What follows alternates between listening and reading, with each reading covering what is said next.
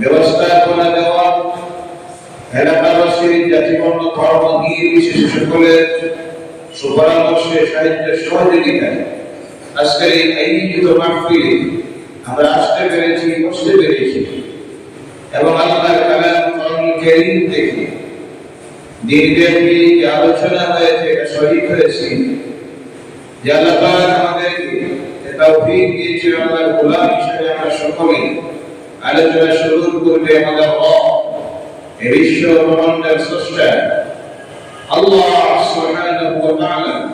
আল্লাহ তাআলার শুকরিয়া আদায় করি, সকলে কণ্ঠে বলুন আলহামদুলিল্লাহ। সম্মানিত শ্রোতামণ্ডলী,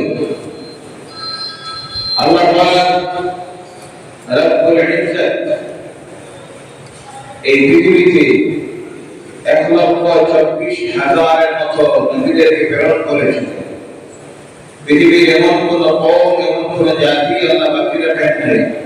প্রত্যেকের কাছে আল্লাহর পক্ষ থেকে হাদি, বড় প্রদর্শনকারী, তার দ্বীনের দাঈ রাসূল এবং নবীদেরকে আল্লাহ প্রেরণ করেছিলেন। 130 জন রাসূলকে আল্লাহ প্রেরণ করেছিলেন। কতজন? বাকি সব ছিলেন নবী।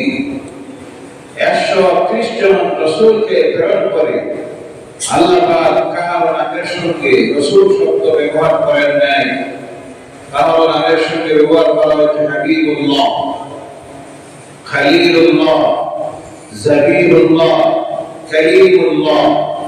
শুধু একজন রাসূলের নামের সঙ্গে আল্লাহ ব্যবহার করেছেন রাসূলুল্লাহ, তিনি হলেন মুহাম্মাদুর রাসূলুল্লাহ সাল্লাল্লাহু আলাইহি ওয়াসাল্লাম। বলেন সুবহানাল্লাহ। সেই নবীর উম্মত হতে পেরেছি যার কারণে খুশি না নারাজ? আওয়াজ করে কথা বলবেন, খুশি না নারাজ? সেই নবীর জন্মের মাহফিল, খুশির মাহফিল, ঈদ মিলাদুন নবীর মাহফিলে হাজির হতে পেরেছি, আমরা বলি খুশি না নারাজ? আওয়াজ করে বলবেন, খুশি না নারাজ? আজকে এই মাহফিলে আপনারা আসতে পেরেছেন, এর জন্য আমরা সব খুশি। আল্লাহ সৃষ্টির কুল মাখলুক খুশি। বলেন সুবহানাল্লাহ। শুধু অসুবিধা হচ্ছে আজকে কার জানা নাই? শয়তানের। আওয়াজ করে বলেন কার? অসুবিধাটা হচ্ছে শয়তানের। আমার নবীর আগমনের দিন সবচেয়ে বেশি অসুবিধা হয়েছিল যার, গায়ে যন্ত্রণা করেছিল যার, তার নাম হলো শয়তান। তার নাম? আওয়াজ করে বলেন তার নাম? আল্লাহ পাক রব্বুল ইজ্জত তার হাবিবকে দেওয়ার জন্য সিলেকশন দিলেন এমন এক মাস, যে মাসের নাম রবিউল আউয়াল। প্রশ্ন আসতে পারে, আল্লাহ পাক রব্বুল ইজ্জত তার হাবিবকে এই পৃথিবীতে দিতে কি সবথেকে সম্মানিত মাস রমজানুল মুবারকের মাসে আল্লাহ কেন তার রাসূলকে দিল না? সবথেকে সম্মানিত রাত্রি লাইলাতুল কদরের রাত্রি। কোন রাত্রি? লাইলাতুল কদরের রাত্রি। আল্লাহ পাক সেই রাত্রিতে তার রাসূলকে কেন দিল না? দেওয়ার কারণ হলো, যদি রমজানের মাসে আল্লাহ পাক তার রাসূলকে পৃথিবীতে পাঠাতো, লাইলাতুল কদরের রাত্রিতে যদি পাঠাতো, কিছু সংখ্যক মানুষ তখন বলতো এই তো সম্মানিত হয়েছে রমজান মাসের কাফিরে শবে কদরের রাত্রিতে জন্ম হওয়ার কারণে। এর জন্য আমার আল্লাহ পাক এই রমজানুল মুবারকের মাসে লাইলাতুল কদরের রাত্রিতে তার রাসূলকে পৃথিবীতে পাঠায় নাই। বলেন সুবহানাল্লাহ। এমন মানুষ থাকতো কি না? কথা বলে যেমন কথা বলার মানুষ আছে না? না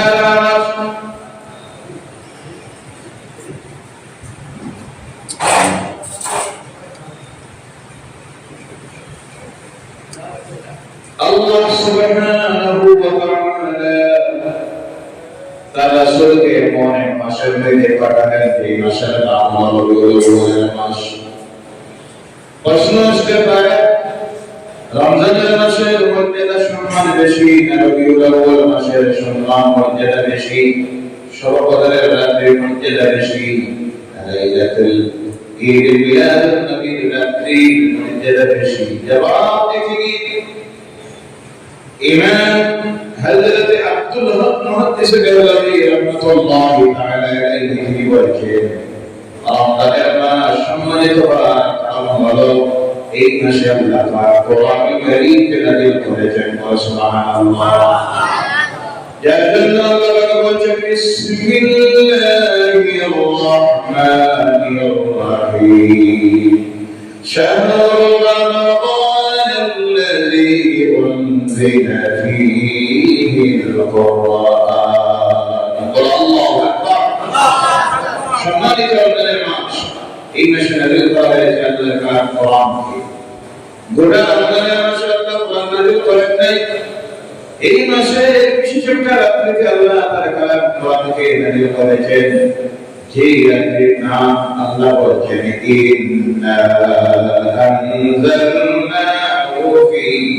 লাইলাতিল কদর আল্লাহু আকবার আমি নাযিল করেছি কোরআনকে লাইলাতুল কদরের রাত্রিতে এবং লাইলাতুল কদরের রাত্রি সম্মানিত হওয়ার আরেকটা কারণ হলো আল্লাহ বলেন তানাজ্জালুল মালাইকাতু ওয়ার রূহু ফিহা এই রাত্রিতে অবতীর্ণ হন আল্লাহর ফেরেশতারা এবং রূহ বলতে হযরত জিবরাইল আলাইহিস সালাম এই রাত্রির মর্যাদা কতটুকু আবার আল্লাহ বলেন লাইলাতুল কদর খায়রুম মিন আলফি শাহর আল্লাহু আকবার সেটাইতে উত্তম রাত্রি গোটা মাসটা সম্মানী হয়ে গেছে একটা রাত্রির কারণে রাত্রিটা সম্মানী হয়েছে কোরআন নাযিল হওয়ার কারণে আর হযরত ইব্রাহিম আসার কারণে কথা বোঝা যায়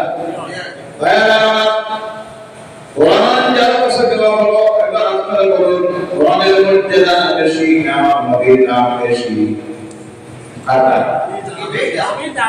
নবী না আসলে কোরআন আসতো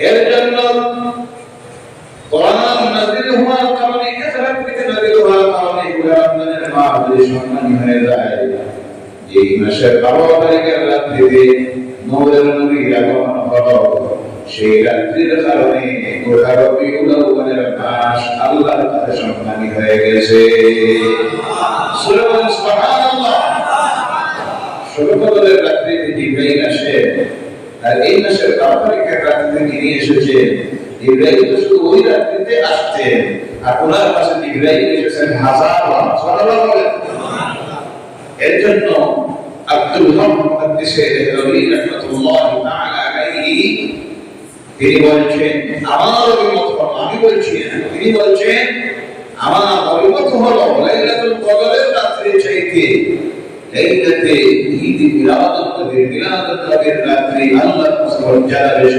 সুবহানাল্লাহ এর জন্য ভাইরা এই রাত্রিতে শুধু 12 তারিখে নয় পুরা মাসটা আল্লাহর কাছে সম্মানী দেয় পুরা মাস বিভিন্ন নফল ইবাদত মিলাদুন নবীর মাহফিল তিলাওয়াত ইস্তিগফার নফল নামাজ নফল রোজা দান খায়রাত এদিন মিসকিনকে খাওয়া দাওয়া এই সব কিছুর মাধ্যমে ইবাদতের মাধ্যমে আল্লাহ রাসূলের আগমনের খুশি বহিঃ প্রকাশ করবেন আল্লাহ পাক আমাদের এখানে তৌফিক দেয় সবাই বলেন আল্লাহু আমিন ওই দিন যত নবীদেরকে আল্লাহ পাক এই জমিনে প্রেরণ করেছিলেন তাদেরকে আল্লাহ বিশেষ একটা জাতি গোষ্ঠীর জন্য দিয়েছিলেন বিশেষ একটা এলাকার জন্য আল্লাহ প্রেরণ করেছিলেন কিন্তু সর্বশেষ নবী আখির বানার নবী নূরের নবী আপনার নবীকে আল্লাহ প্রেরণ করতে গিয়ে এক মাখলুক একটা এলাকা একটা জাতির জন্য প্রেরণ করেন নাই এর জন্য আল্লাহ পাক বলেছেন ওয়া মা আরসালনাকা ইল্লা রাহমাতাল লিল আলামিন আল্লাহু আকবার সৃষ্টি কুল মাখলুকের জন্য আপনাকে রহমত স্বরূপ প্রেরণ করেছি বলে বলেন সুবহানাল্লাহ ইন্নাল্লাহ আল্লাহ বলেছেন ইন্না আরসালনাকা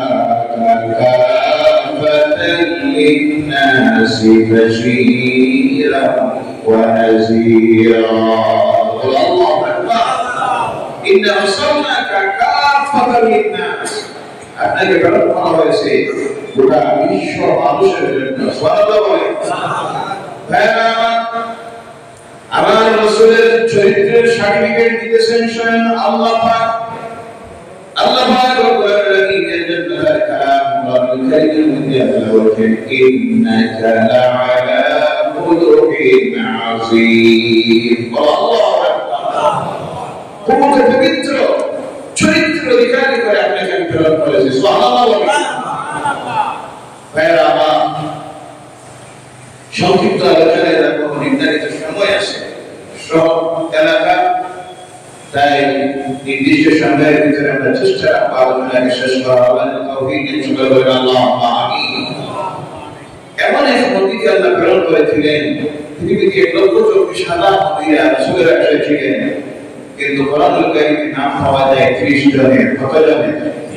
কথা বলেন, কত জনের? 30 জনের। ভাইরা আমার, 25 জন নবীর নাম পাওয়া যায় কোরআনুল কারীমের মধ্যে। নবীদের কোথায় এসেছে, কোথায় ইন্তেকাল হয়েছে, কোথায় দাফন করা হয়েছে, কোথায় মাজার আছে, তাহলে জীবনটা কিভাবে কোন জায়গায় কাটে গেছে, কোন নবীর কমপ্লিটলি রেকর্ড আছে পৃথিবীতে নাই। কথা বোঝা যায়?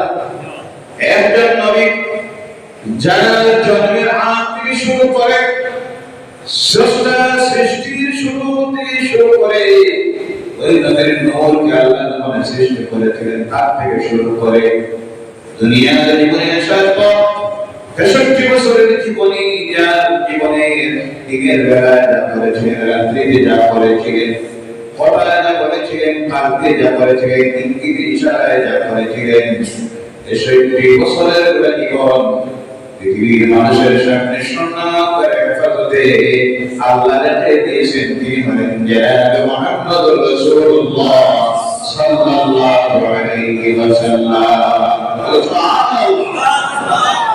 যার জীবনের একটা সেকেন্ড থেকে কোনো কাজ আল্লাহ গোপন রাখেন নাই। আর ওনার জীবন চরিত্র এত নিখুঁত, যার জীবন চরিত্রের মধ্যে ভুল বলতে কিছুই নাই। সুবহানাল্লাহ, সুবহানাল্লাহ। চরিত্রের সার্টিফিকেট শুধু আল্লাহ কেন দিবেন? আমরা মুসলমানরা কেন দিব? অমুসলিম ঐতিহাসিকরা, দার্শনিকেরা, সাহিত্যিকেরা যার জীবনের উপরে লিখেছে, লিখতে লিখতে গিয়ে তারাই বুঝে বলেছে উনি মহামানব, মহামানব। কেউ বলেছে উনি মানব নয়, স্রষ্টার বিশেষ কোন সৃষ্টি। বলে সুবহানাল্লাহ।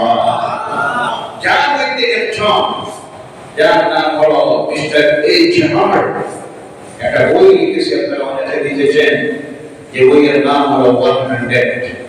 100 জন। কতজন? 100 জন।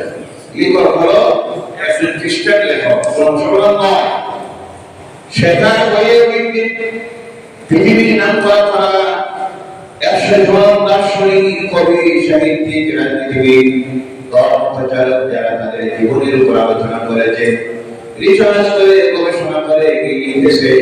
লিখতে গিয়ে 1 নম্বর পজিশন, 1 নম্বরে যাকে স্থান দিল তিনি হলেন আপনার আমার নবী মুহাম্মদুর রাসূলুল্লাহ সাল্লাল্লাহু আলাইহি ওয়াসাল্লাম। যখন লিখলো, লেখার পরে সমালোচনা জল উঠল। মুসলমানদের নবীকে তুমি 1 নম্বর স্থান দিয়ে খ্রিস্টান দিয়ে কেমন কথা হয়? সমালোচনার ঝড় উঠল। তার কাছে বিভিন্ন সিটি আসা শুরু করলো। সেই সময় তো টেলিফোনের যুগ নয়। সিটি আসা শুরু করলো, মিস্টার হার্ট মারাত্মক ভুল তুমি করেছ। মোহাম্মদকে কেন তুমি 1 নম্বরে স্থান দিলে? তুমি কি কারণ আজকে পাও নাই, লেনিন পাও নাই, আলফ্রেডকে পাও নাই, ডারউইনকে পাও নাই, স্বামী সর্বানন্দজি, স্বামী বিবেকানন্দজি, মহাত্মা গান্ধী, এদের আমার নাম করা পৃথিবীর ধর্মপ্রচারক, সাহিত্যিক, শিক্ষাবিদরা আছে, এদের নাম না নিয়ে তুমি কেন মোহাম্মদকে দিলে? এর জবাব দিতে গিয়ে সে আরেকটা বই লিখেছে, যে বইয়ের মধ্যে কমপ্লিটলি জবাব দিতে গিয়ে লিখেছে, ও দুনিয়ার মানুষ, আমি 100 জন নয় 1000 জনের উপর বিশ্বাস করেছি, তার থেকে 900 জন বাদ দিয়ে 100 জন রাখলাম। আর এই 100 জনের জীবন চরিত্রের উপরে আমি রিসার্চ করে দেখলাম প্রত্যেকটার জীবনে কিছু না কিছু ভুল আছে, কিন্তু একজন মহামানবকে আমি পেলাম যার 63 বছরের জীবনের মধ্যে ভুল বলতে একটাও না।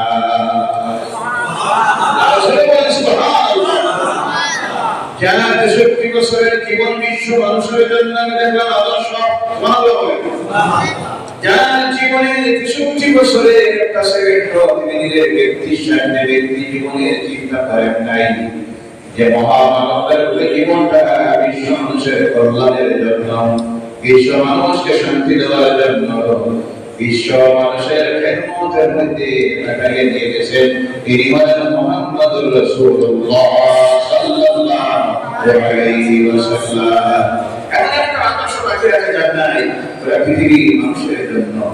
ও আমার ভাইরা, আজকে পৃথিবীতে সবথেকে বড় যে জিনিসের অভাব দেখা দিয়েছে, সে জিনিসের নাম হলো শান্তি। কোনটা? শান্তি মারা গেছে, তার মা মারা গেছে, বাপ মারা গেছে, শান্তিও বিদায় হয়েছে। কথা ঠিক কিনা? শান্তি নাই, শান্তি নাই। সর্বত্র আজকে অশান্তি আর অশান্তি বিরাজ করতেছে। পারিবারিক অশান্তি, সামাজিক অশান্তি, রাষ্ট্রীয় অশান্তি, বিশ্বজুড়ে অশান্তি আর অশান্তি। সারা পৃথিবীর মানুষ রাজনীতিক দল বলুন, সামাজিক দল বলুন, বিভিন্ন ধরনের সংস্থা মানুষ তৈরি করতেছে, বিভিন্ন আইন পাস করতেছে, বিধানসভায় বসে, জাতীয় সংসদে বসে, কোন জায়গায় সেনাবাহিনীর হাতে রাষ্ট্র তুলে দিতেছে, কোন জায়গায় তদারকি সরকার। কোন সরকার? সরকার পাবেছি তদারকি সরকার। কোথায় রাজতন্ত্র, কোথায় তথাকথিত গণতন্ত্র, কিন্তু কোথায় শান্তি দিতে পারতেছে? কোনভাবে সম্ভব হবে না। কারণ রাষ্ট্রতন্ত্র চলতেছে ভারতীয় আইন দিয়ে। সাময়িক বাহিনী রাষ্ট্র চায়, তাদের ইচ্ছা মতো আইন তৈরি করে। গণতান্ত্রিক রাষ্ট্রে আইন পাস করে মানুষ তাদের ইচ্ছা মতো। যে রাজ্যের মানবদের কোন আইন দিয়ে, ডিসিশন দিয়ে আল্লাহর জমিনে কোনভাবে শান্তি দেওয়া সম্ভব হবে না। এক নম্বরে শান্তি পেতে হলে দুনিয়ার প্রত্যেকটা মানুষ যত সময় পর্যন্ত তার স্রষ্টার পরিচয় পাবে না, স্রষ্টার বিশ্বাস স্থাপন করবে না, ততদিন পর্যন্ত কামিয়াব হওয়া, শান্তি পাওয়া সম্ভব হবে না। এর জন্য আল্লাহর নবীরা এই পৃথিবীর দেশে দুনিয়ার মানুষের কাছে এক নম্বরের যে স্লোগান দিয়েছিলেন, দাওয়াত দিয়েছিলেন, আর সর্বশেষ নবী আপনার নবী বিশ্ব নবী দুনিয়ার মানুষের কাছে যে দাওয়াত পৌঁছে দিয়েছিলেন, সেই দাওয়াত ছিল কুলু লা ইলাহা ইল্লাল্লাহ। তোমরা সকলে বলো লা ইলাহা ইল্লাল্লাহ। স্রষ্টা একদম, আল্লাহ ব্যতীত কোন উপাস্য নেই, তিনি এখন তার সমতুল্য কেউ নেই। এই বিশ্বাস যতদিন পৃথিবীর মানুষ করবে না, ততদিন এই পৃথিবীর মানুষ কামিয়াব হওয়া, শান্তি পাওয়া সম্ভব হবে না। এক নম্বরে শান্তি পেতে হয় হৃদয়ে, হার্টের মধ্যে। আরবিতে যাকে বলা হয় কলব।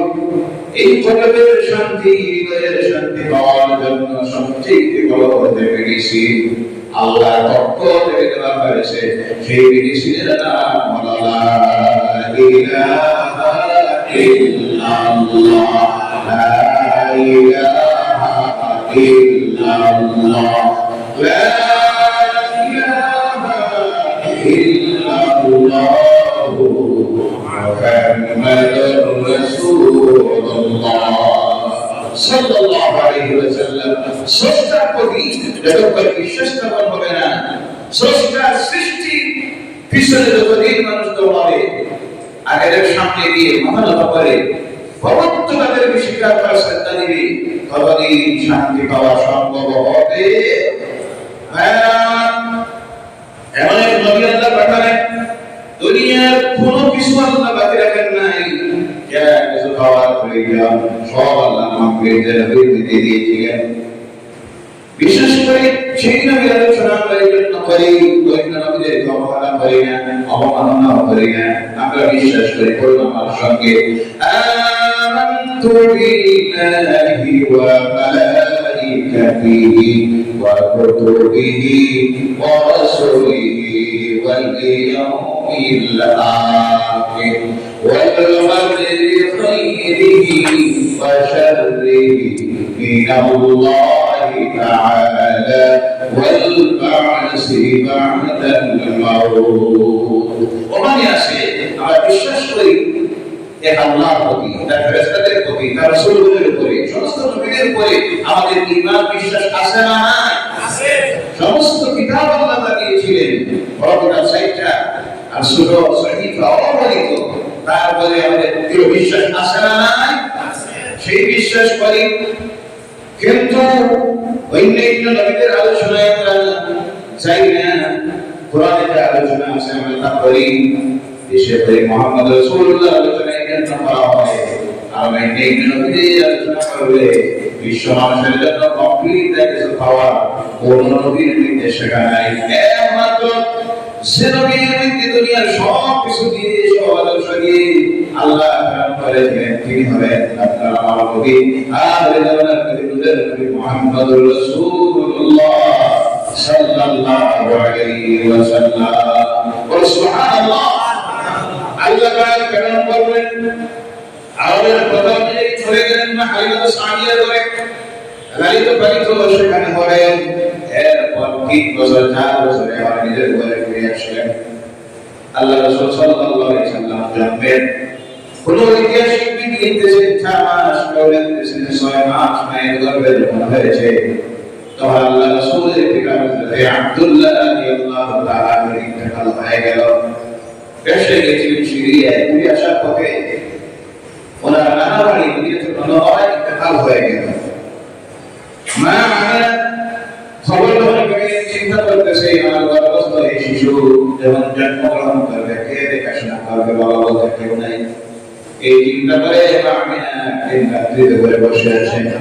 হঠাৎ চোখের বার এসেছে, মা আমিনা বলছেন, আমি দেখি আমার চোখের সামনে অত্যন্ত সুন্দর একজন মানব দাঁড়িয়ে আছে, এত সুন্দর দাড়ি, মাথায় সাদা পাগড়ি, এত সুন্দর মানব আমার জীবনে দেখি নাই। আমার সামনে দাঁড়িয়ে বলতেছেন, আমিনা তুমি চিন্তা করিও না, তোমার গর্ভে যে শিশু এসেছে ওই শিশু সাধারণ শিশু নয়, উনি হবেন আখির জামানার নবী মুহাম্মদুর রাসূলুল্লাহ সাল্লাল্লাহু আলাইহি ওয়াসাল্লাম। সুবহানাল্লাহ। আমার নবী আলোচনা করতেছেন, মা আমিনা নবীর প্রতিনিধি আসেন নাই, নবীর আলোচনার নাম হলো মিলাদুন নবী মাহফিল। মা আমিনা করতেছেন, মা আমিনা বলছেন, সেই মহামানব পুরুষ আমাকে বললেন, ও আমিনা, তোমার গর্ভস্থ শিশু যখন জন্মগ্রহণ করবে তুমি তার নামটা রাখিও আহমদ। সুবহানাল্লাহ। এই নবী আবার মা হালিমা সাদিয়ার পর থেকে নিজের বাড়িতে ফিরে আসবেন। আসার পর আল্লাহ রাসূল সাল্লাল্লাহু আলাইহি ওয়াসাল্লাম ইকারার আমলে মক্কার শিশুরা জবলে আবু কুবাইসের কিনারায়, আজকে সেই পাহাড়টা নাই, এটা বিরাট বিরাট বিল্ডিং হয়ে গেছে, নিশ্চিন্ন হয়ে গেছে পাহাড়। সেই পাহাড়ের কিনারায় শিশুরা খেলাধুলা খেলতে যায়, আল্লাহ রাসূল সেখানে যান, কিন্তু আমার নবী জীবনে খেলাধুলা করেন না। সুবহানাল্লাহ। সুবহানাল্লাহ। আজকে সবশেষ খেলাধুলায় মগ্ন যারা, তারা মুসলমান, ওরা কি না? জি, শুনলে আপনার বাবা বলে, আমার এখানে মাঝে একটা ফুটবল খেলার প্রদর্শনী নিয়ে চলো, তো দেখা গেল খেলাটা দেখানো চলে অন্যান্য ধর্মাবলম্বীদের বসবাস। কিছু মুসলমান দেখা গেল সকাল 8টায় টিফিন লইয়া যায়, নাউযুবিল্লাহ বলেন না, কি লইয়া যায়? টিফিন লইয়া, মানে বিকাল 3টায় গেলে টাকা পাওয়া যাইতো না, নাউযুবিল্লাহ বলেন না। আমার এক পরিচিত আমার বন্ধু হিন্দু ভাই একদিন আমার বলল, চাচা ওদের কাছে তো দাড়ি টুপি গেঞ্জি দিয়ে আপনি দিনে ভরে নেই, চাচা আমি আপনাকে বললাম, ভাই চাচা না দিয়ে আমার খুব অসুবিধা। জি, এখন তো অনেক অনেক নাম বার করে, এখন তো একটা শব্দ বার করছে, যে দিকে তাই শোনা যায়, মামা আইতেছে, আর এটা তোমার মামা বলে বলবি, তোমার মায়ের ভাই নাই। জি, মানে হয়নি না, কথা বলে শব্দ ব্যবহার করতে খেয়াল রাখবেন, কোন জায়গায় কোনটা দিতেছে। তো বলো চাচা একটা কথা আপনাকে বলি, রাগ করবা না, কোনটা হয়েছে বলুন তো। আপনাদের সমাজের মানুষগুলির খাইয়া দেয় কোনো কাম না, কেন? এই দেখলাম যদিও এলাকায় আমরা বসবাস করি, আপনাদের মানুষগুলি 8টা 9টা 10 11টা 12টা এগুলো টিভি লইয়া আগে বই দেয়, এখানে সিট পাইতো না একটা হলে এই কোনো কাজ কাম না। নাউযুবিল্লাহ বলে আলোচনা করে নাউজুবিল্লাহ। ওই যে এখানে বসলো, এদের জোহরের নামাজ কোথায়, আসরের নামাজ কোথায়? মাগরিবও আছে। নাউজুবিল্লাহ মিন যালিক। ও মুসলমান, তোমার নবী সেখান থেকে বসতেন, আমার নবী বসতেন। বিকালবেলা হলে বৈদ্য শিশুর বাবাকে তার নাম করে ডাক দিয়ে নিয়ে আসতো। আল্লাহ রাসূল প্রতিদিন এটাকে যাইতেন, এটা নিয়ে আসতেন। হঠাৎ করে একদিন মনের মধ্যে প্রশ্ন জাগলো, আমাকে বাবা বলতে কেউ নাই, কে সেটাকে নাম করে ডাক দেয় না, বলে ধরে নেয় না, ছোঁয়া দেয় না, বাড়িতে নেয় না। এই চিন্তা করে সেখানে ছোট টিলা করে বসে রয়েছে। সূর্য ডুবে গেছে, বেলা ডুবে গেছে। মা আমেনা চিন্তা করলেন, আমার শিশু মুহাম্মদ কেন আসলো না। খুঁজে খুঁজে বাইরে হয়েছে, গিয়ে দেখে আল্লাহ রাসূল সুবহানাহু ওয়া তাআলা বসে কাঁদতে আছেন, দুই চোখে পানি পড়তেছে। মা বিলালে একে বললেন, বাবা রে, এটাকে তোমাকে গালি দিয়েছে, তোমাকে মারছে, তুমি কেন কাঁদতেছো, তুমি কি বাড়িতে যাবে না? বলবেন, ও মা, কেউ আমাকে মারে নাই, গালি দেয় নাই, আমার মনে একটা প্রশ্ন জেগে গেছে, আমার কি আব্বা বলতে জমিনে কেউ নাই? মা আমেনা বললেন, চলো আমার সঙ্গে। এই বলে শিশু মুহাম্মদ সাল্লাল্লাহু আলাইহি সাল্লামকে সঙ্গে করে নিয়ে আসবেন। আসার পরে পরে নারদ দাসী ছিল উম্মে আয়মান, তাকে সঙ্গে নিয়ে রওনা করলেন মদিনায়। রাস্তায় যাওয়ার পর আল্লাহ রাসূলের আল্লাহ খবর সেই খবরে লিখে রাখিয়ে দাঁড়ান। মা আমেনা বলেন, ও আমার পুত্র মুহাম্মদ, এই হলো তোমার বাবার পরিচয়। তুমি যখন আমার গর্ভে ছিলে, এই তোমার অনেক বিদায় হয়ে সফরে চলে গেছে। এই সফরে মানুষকে আর কোনোদিন ফিরে আসে। মা আমেনা আব্দুল্লাহ কবরের কিনারে দাঁড়িয়ে আছে। আল্লাহ রাসূল তার ইতিহাসের মধ্যে আসছে, এ বাবা, নিজের আব্বা কবরের কিনারে দাঁড়িয়ে ডাক দিলেন, আব্বা বলে, কিন্তু কোনো জবাব আসে না। আমেনা বলেন, বাবা রে, এখানে ডাকতে লাভ হবে না, তোমার আব্বা আর কি করে জবাব দিবে? চলে গেছেন আমার মদিনায়। আল্লাহ রাসূলের নানা বাড়ি কয়েকদিন থাকলেন, তার পরে আবার ঘুরে রওনা করেছেন মক্কায় আসার জন্য। মদিনাতুল মুনাওয়ারা থেকে 40 কিলোমিটার দূর। বর্তমানে কত কিলোমিটার? আমি প্রতি বছর যখন যাই আপনাদের দোয়া, এই বছর আমি মাসের 3 তারিখ সফরে চলে যাব সৌদি আরবে, 20 দিনের সফরে। আমি যখন যাই মদিনাতুল মুনাওয়ারা থেকে সেই জায়গায় যাই, আমার রাসূলের মায়ের কবর জিয়ারতে, যে জায়গাটার নাম হলো আবওয়া। কোনটা? আবওয়া নামক জায়গায় যখন এসে পৌঁছেছেন মা আমেনা, পৌঁছার পর আল্লাহ বলেন, আজরাইল চলে যাও। মা আমেনার হায়াত শেষ হয়ে গেছে, হযরত আজরাইল চলে আসবে। আসার পর মা আমেনার ইন্তেকাল হয়ে গেল। দাফনের ব্যবস্থা করা হলো। 6 বছরের শিশু নবী মুহাম্মদ রাসূলুল্লাহ সাল্লাল্লাহু আলাইহি সাল্লাম কবরের কিনারায় দাঁড়ান। আর দাঁড়িয়ে দুই চোখের পানি ছেড়ে দিয়ে আল্লাহর দরবারে হাত তুলে বলেন, আল্লাহ, জন্মের আগে বাবা হারাইলাম, বাবার চেহারাটাও দেখলাম না। আজকে 6 বছর বয়সে মা হারাইলাম। এই জমিনে তুমি আমার আল্লাহ, তুমি আল্লাহ ছাড়া কেউ নাই। সুবহানাল্লাহ। আল্লাহ এমন ঠিক বানাইল, মা নাই, বাবা নাই। আমার এদিকে দুঃখ কেউ বুঝে না। এদিন না হইলে এদিনের দুঃখ বোঝা যায় না, গরিব না হইলে গরিবের দুঃখ বোঝা যায় না। মনে রাখবেন, যে ব্যক্তি এসি রুমের মধ্যে ঘুমায়, কোটি টাকার মালিক, 40 লক্ষ টাকার গাড়ি ব্যবহার করে, এমন নেতা কোনদিন গরিবের দুঃখ বুঝবে না। এমন মন্ত্রী কোনদিন গরিবের দুঃখ বুঝবে না, এদিনের দুঃখ বুঝবে না। বুঝতে হবে, গরিব হলে বুঝতে পারবে, এদিন হলে বুঝতে পারবে, মিসকিন হইলে মিসকিনের দুঃখ বুঝবে। এর কারণে দেখবেন, গরিব ব্যক্তির কাছে যদি আপনি ছাড়া চান, 100 টাকা বের করে দিবে।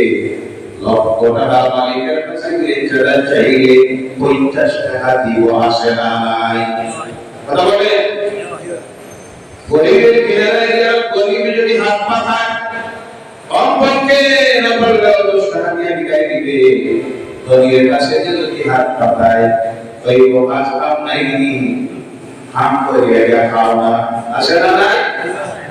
বুঝতে পারবে না এই গরিবের অবস্থা কি দুঃখ, পেটে খাবার না থাকলে কি কষ্ট হয়, এটা বুঝতে পারবে আল্লাহ রাসূল বুঝার জন্যই তো আল্লাহ ওনাকে বানিয়েছিল সাইয়্যিদুল ইয়াতামা ওয়াল মাসাকিন ওয়া সুবহানাল্লাহ। এতিমদের সর্দার, মিসকিনদের সর্দার, কেমন এতিম বানালো।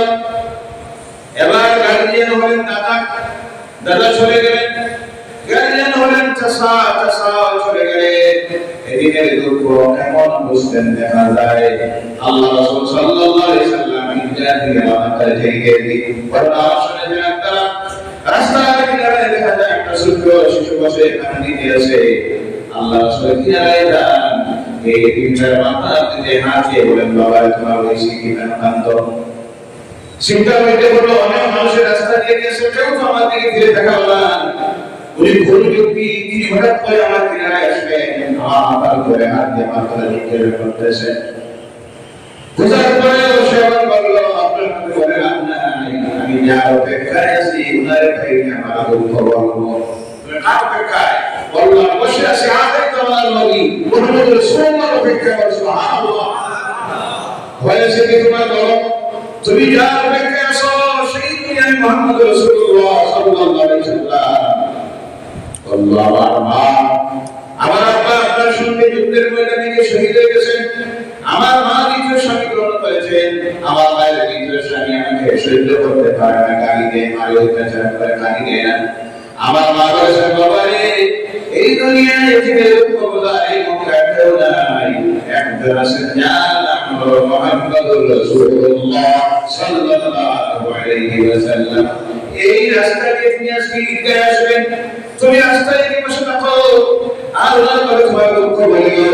শিশু বলে আমি না পরিচয় কিভাবে পাবো, আর মা বলে পরিচয় পাওয়া আর প্রয়োজন হবে না, তুমি রাস্তায় বসে যদি কান দিকে থাকো আর ওই রাস্তা দিয়ে মুহাম্মদ সাল্লাল্লাহু আলাইহি সাল্লাম থেকে তোমার দুঃখ না শুনে তিনি আগে দিবেন কদম দিবেন না। সুবহানাল্লাহ। এবার শিশুর মাথার উপরে হাত দিলেন, সে তার মনের দুঃখ সব করে বলল আল্লাহ রাসূলের দিন আগে সেই মরিদ দেহের শিশুটাকে কোলে হইতে চলে দিলেন, গাড়ি ক্ষমা দিয়ে বাড়িতে নিয়ে রওনা হলেন। বলে গেলেন যে সাইয়্যিদুল উম্মাহাতুল মুমিনিন মা আয়েশা কাছে যান, কি বলেন আয়েশা রে আল্লাহ পাক আজকের দিনে তোমার কাছে জান্নাতের উপহার, জান্নাতের একটা ফুল পাঠিয়ে দিয়েছে। সুবহানাল্লাহ। এই শিশুকে তুমি লালন পালন করো, ও আয়েশা তোমার কোনো অভাব নাই, এর জন্য আল্লাহ পাক জান্নাতের এই ফুলটাকে তোমার জন্য ঈদের উপহার দিয়েছে। সুবহানাল্লাহ। আসে আজকে এটা একটা কি কথা বলেন, আসে না রাস্তায় যদি এদিক পায় তুলে নিয়ে আসে কোনো নেতা কোনো সঙ্গীরা তুলে নিয়ে যাবে, তবে হ্যাঁ আসে অবহিত আল্লাহ প্রেমিক রাসূল প্রেমিকরা এখনো আসে, সমাজের খেদমত দিতেছেন, হাজার হাজার এতিমদের দায়িত্ব নিয়ে তারা তাদের লালন পালন শিক্ষা সব কিছুর ব্যবস্থা নিতেছেন। আসেন না ভাই, আল্লাহ এদেরকে হায়াত দেন, সবাই বলেন আল্লাহুম্মা আমিন। ভাইরা আমার, দুই নম্বরে আল্লাহ রাসূল যে জিনিসটাকে কায়েম করেছেন এই জমিনে সেটা ছিল ইনসাফ। আজকের এই জমিনে সবচেয়ে বড় শান্তি তৈরি করার কারণ হলো ইনসাফের অভাব দেখা দিয়েছে। ইনসাফ নাই পরিবারে, ইনসাফ নাই সমাজে, ইনসাফ নাই রাষ্ট্রে, ইনসাফ নাই পুরা পৃথিবী থেকে ইনসাফের বিদায় হয়ে গেছে, যার কারণে আল্লাহ জমিনে যত দিন দেখতেছে অশান্তি আর অশান্তি বাড়তেছে। সে জমিন থেকে ইনসাফের বিদায় হয়ে যায়, সেই জমিন থেকে রহমত বরকতের বিদায় হয়ে যায়, আর যে জমিন থেকে রহমত বরকতের বিদায় হয়ে যায় সেই জমিনের মধ্যে আর শান্তি থাকে না। ওটা পৃথিবী আর অশান্তিতে বরফুস। ইনসাফ যদি জমিনে থাকতো, এক বছরের কিনারায় পৌঁছে গেছে, অন্যপক্ষের উদ্দেশ্যে মজলুম ফিলিস্তিনিদেরকে শহীদ করা হচ্ছে, কিন্তু ইনসাফ আছে, কথা বলবেন আছে, আর ইনসাফের বিদায় হয়ে গেছে। আমার রাসূল একটা মাত্র সংক্ষিপ্ত উদাহরণ দিতেছি কিভাবে ইনসাফ কায়েম করেছেন। চলে গেছে মা হালিমাতুস সাদিয়ার পরে লালিতা হচ্ছেন মা হালিমাতুস সাদিয়া, আরেকজন সন্তান ছিলেন যার নাম হলো আব্দুল্লাহ।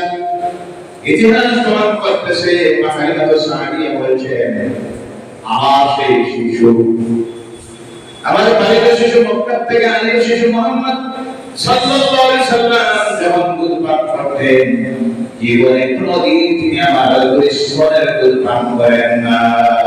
সুবহানাল্লাহ। মা খালিদা সাহাবিয়া বলেছিলেন, আমি অনেক সময় চেষ্টা করতাম দুই তসবি দুধ পান করার জন্য, কিন্তু আল্লাহ কসম করে বলতেছি আমার মক্কার পালিত শিশু মুহাম্মদ কোন সময় দুধ স্তন থেকে দুধ পান করতেন না, স্তন থেকে দুধ পান করতেন।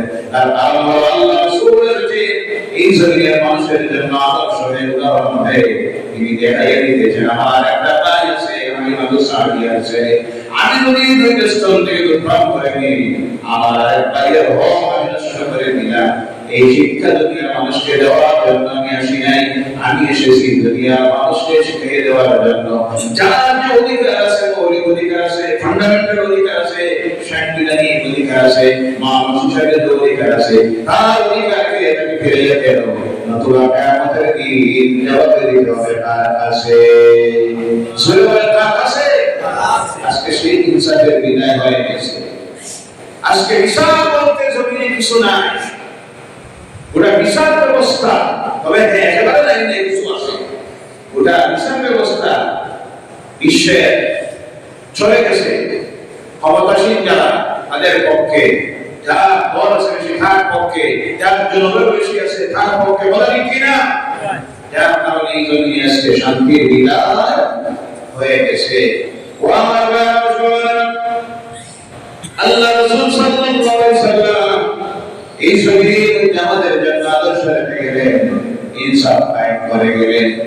আল্লাহ রাসূল আজকে পৃথিবীর সবচেয়ে বড় একটা জিনিসের অভাব দেখা দিয়েছে, যে আজকে যারা শিক্ষাগরিষ্ঠদের হাতে শিক্ষা লোকরা নির্যাতিত হয়, আছে না নাই? জি আছে, সব জায়গায়।